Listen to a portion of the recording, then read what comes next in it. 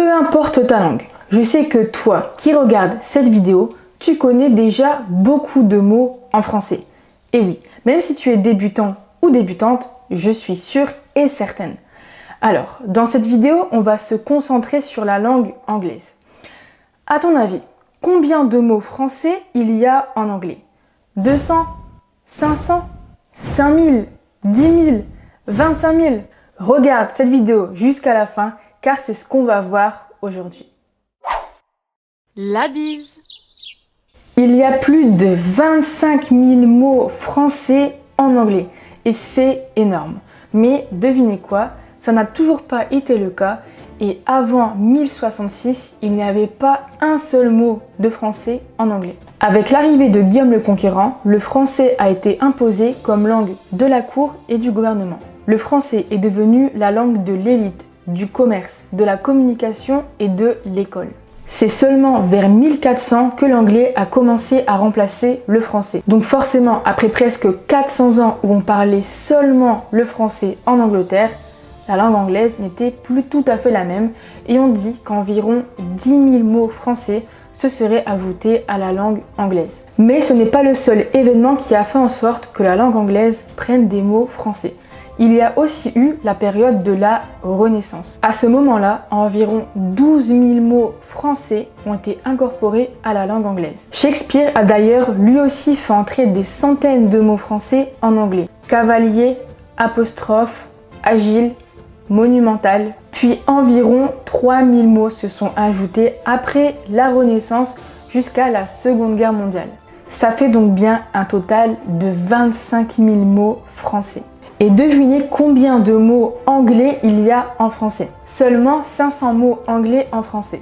Des mots comme un job, un parking, un puzzle, un clown. Donc je pense que c'est un sujet assez intéressant. Je pourrais faire une vidéo sur ce thème, donc dites-moi en commentaire si ça vous intéresse. En fait, on peut mettre ces mots dans plusieurs catégories. Il y a le domaine judiciaire et politique, donc les mots comme élection, président, constitution, vote, république, tout ça, ce sont des mots français. Il y a aussi le domaine militaire. Et là, ce que je trouve hyper intéressant, c'est que tous les grades de l'armée britannique ou américaine viennent en fait du français. Donc tous les mots comme colonel, lieutenant, général, sergent, ce sont des mots français. Donc vous l'avez compris, tous ces mots sont liés à l'histoire. Sauf que moi, je suis là pour vous apprendre à parler français comme un français. Et à moins que vous travaillez dans le domaine de la politique ou dans l'armée, je doute que ce soit des mots que vous utilisez tous les jours. Donc, ce que je vous propose, c'est de vous partager des mots et des expressions que vous utilisez tous les jours en anglais, mais qui sont en fait français. On commence avec le mot rendez-vous. Rendez-vous, c'est un mot qu'on utilise tous les jours. On peut aussi parler du mot bureau. Bureau, c'est aussi un mot français qu'on utilise tous les jours. On a aussi le mot apéritif. Le mot apéritif qui est bien évidemment un mot français. Les Français adorent faire l'apéro, les Français adorent faire l'apéritif. Et si vous avez regardé ma dernière vidéo sur les habitudes des Français, vous êtes déjà au courant. Alors, si on parle de l'apéritif, on peut aussi parler du champagne. Champagne est aussi un mot français. Alors, pourquoi champagne ? Tout simplement parce que le vrai champagne est produit dans la région française qui s'appelle Champagne. C'est simple, c'est logique. Champagne. Il y a aussi le mot métro. Et oui, métro est aussi un mot français, ce n'est pas un mot anglais. Et si on parle du métro, si on parle de la ville, on peut parler du mot hôtel.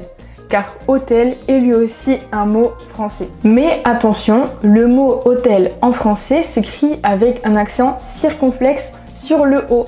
Donc hôtel s'écrira comme ça et non pas comme ça. Ok, donc si on pense au mot hôtel, on peut aussi penser au mot restaurant.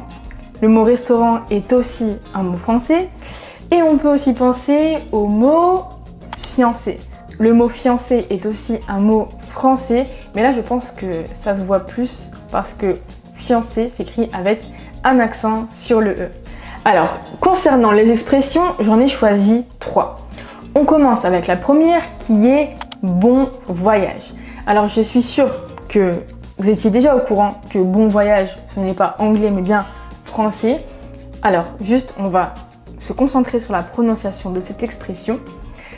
Ça c'est dit bon voyage.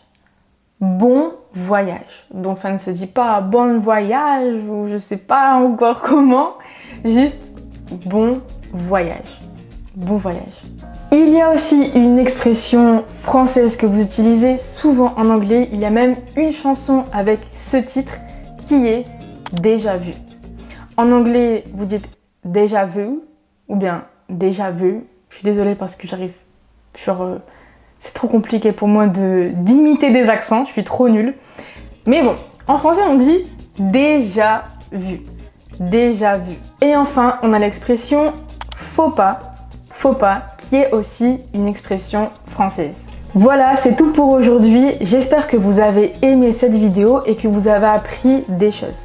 Alors dites-moi en commentaire quels mots français il y a dans votre langue. Et aussi, n'hésitez pas à mettre un j'aime si vous avez aimé cette vidéo.